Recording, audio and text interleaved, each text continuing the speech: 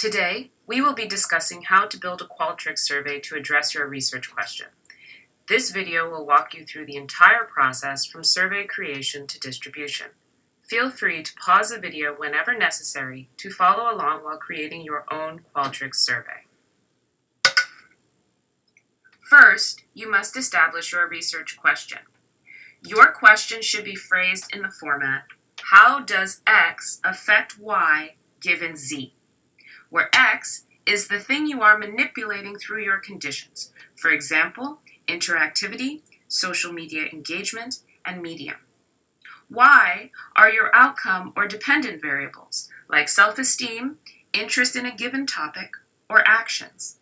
And Z includes any moderators or mediators that might change this relationship. These represent larger constructs that will be tested using validated measures like scales and other questions and items that you will find in your prior literature. Your hypotheses are answers to the research questions and should be derived also from the prior literature. They should be phrased in the format of correlations. For example, as X increases, Y will increase or decrease. Group differences. For example, participants in condition A will report more or less Y than participants in condition B. You should also derive hypotheses for your moderators, and these should be phrased as addenda to the above hypotheses. For example, H1A. This relationship will differ based on Z. Always be sure to explain the expectations for high and low Z. You should also participate in an example survey. One is linked in this document and available via link on the sidebar of Blackboard. I encourage you to print out the organization on the slide number 3 and try to complete the documents given this study. Spoiler alert, you will be randomized into one of 4 pre-roll advertising categories. Finally, it is important to outline your survey first. You should generate a Word document that lists all of your questions in order. Before attempting to build your survey, pause this webinar and generate your Word document. Examples on the next 2 slides feature formats that you can use. Slide 3 features the methods handout that was distributed in class. Slide 4 places this into a vertical organization, replicating the general layout of your Qualtrics survey. When you have outlined your survey, proceed to syracuseuniversity.qualtrics.com. Here, you can sign in with your Syracuse username, also known as your email address without the @syr.edu, and your standard syr.edu password. You will see the Qualtrics homepage. In order to create a new survey, click on the Create Survey icon in the upper left-hand side of the screen. We will be creating a survey using the Quick Survey Builder. This allows you to build your survey from scratch. Enter a name for your survey. If you like, you can designate a folder.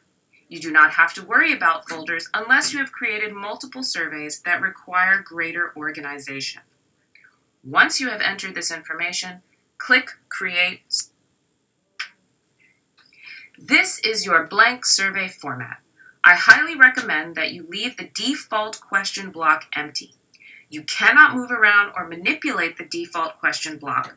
Therefore, it is best to leave it untouched. In order to create a new block, click on the Advanced options in the right upper corner and select Add Block from the subsequent drop-down menu. This will generate a second block as seen on slide 10. To create a new item, click on the green Create New Item button. You will automatically generate a multiple choice question as seen on slide 11. Remember, your first item must be your consent form. Therefore, this must be designated as a descriptive text item. In order to change the format of your item, click on the green button in the upper right-hand corner that currently reads Multiple Choice. This is your item type box that will indicate the type of item that is currently selected. In the subsequent drop-down menu, choose Descriptive Text.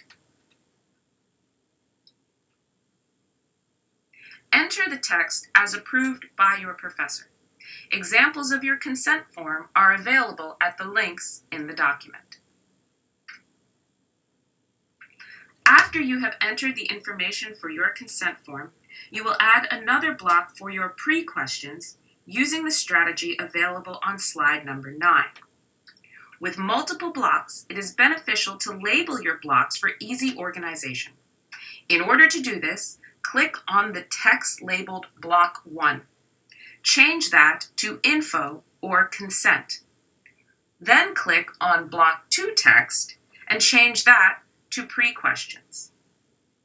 To add questions to your pre-question block, click the green square labeled Create New Item in your pre-questions block.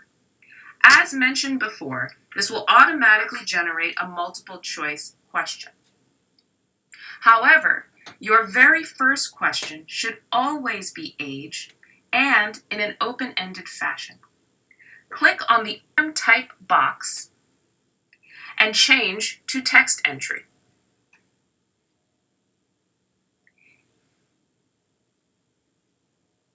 You can obtain this information by asking participants to directly provide their age, or you can ask for year of birth and simply subtract 18 years from the current year. In this example, I have used year of birth. This is a required question, therefore, you should click the button labeled Force Response on the right sidebar. If participants are less than 18 years old, they should be skipped to the end of the survey immediately. In order to do this, click on the left button of your question marked with a gear. Choose Add Skip Logic, which will generate a gray box at the bottom of your question. Given that 1997 was 18 years prior to 2015, participants must be born before 1997. Therefore, if participants' birth years are greater than 1997, they should be skipped to the end of the survey. In addition, this numerical content must be validated in the survey. In order to do this, click on the button marked Content Validation in the sidebar. Select Number and provide limits on the numeric format. In this example, participants cannot provide a birth year that is less than 1000 and cannot provide a birth year that is greater than 2015. You may want to change this to 1900 to ensure proper date entry. I have also eliminated the max decimals option.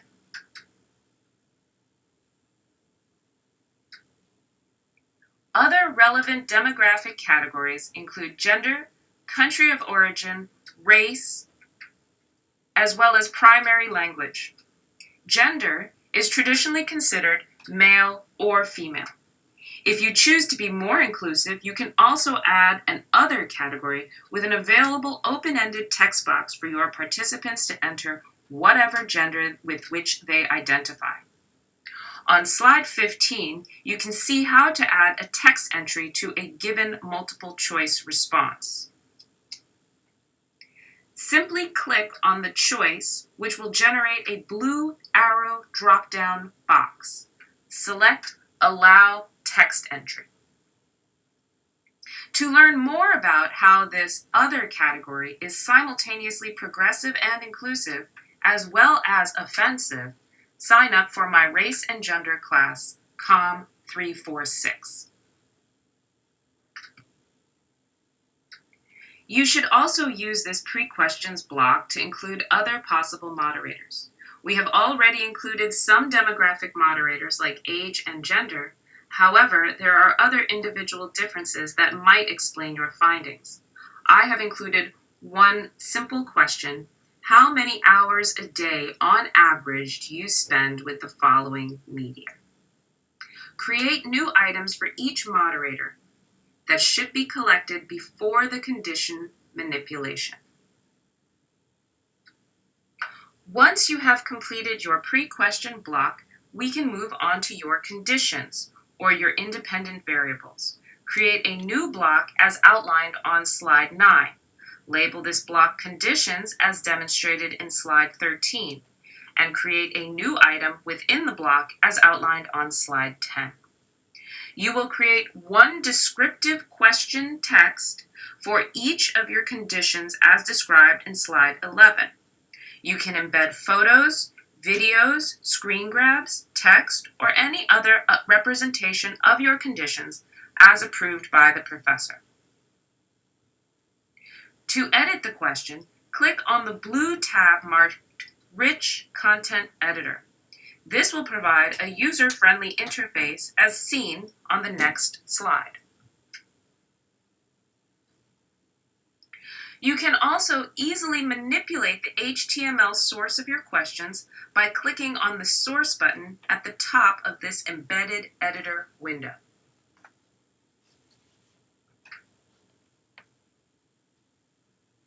You can then copy embed code information from YouTube. This is indicated on slide 25. Copy this text and paste it directly into your survey as indicated on slide 26. Click outside of the Embedded Editor window to return to your formal survey editor. If you want to preview your question as it will be presented to participants, click on the Preview Question link on the right sidebar. Continue this procedure of adding a new question, changing it to a descriptive question, and entering the Rich Content Editor to edit your conditions. I have included 2 videos to this example survey as available on slide 28. For this study, you are asked to develop an experimental survey, which means that your participants will be randomly assigned to one of your conditions. In order to do this, we need to randomize the entire block so that only one of these questions is presented to the participants. Click on Block Options in the upper right-hand corner of the Conditions block. Then click Question Randomization. The question randomization dialog box that appears in your screen, choose the third option reading Present Only Blank of Total Choices and indicate 1. Click Close in the lower right-hand corner of the dialog window.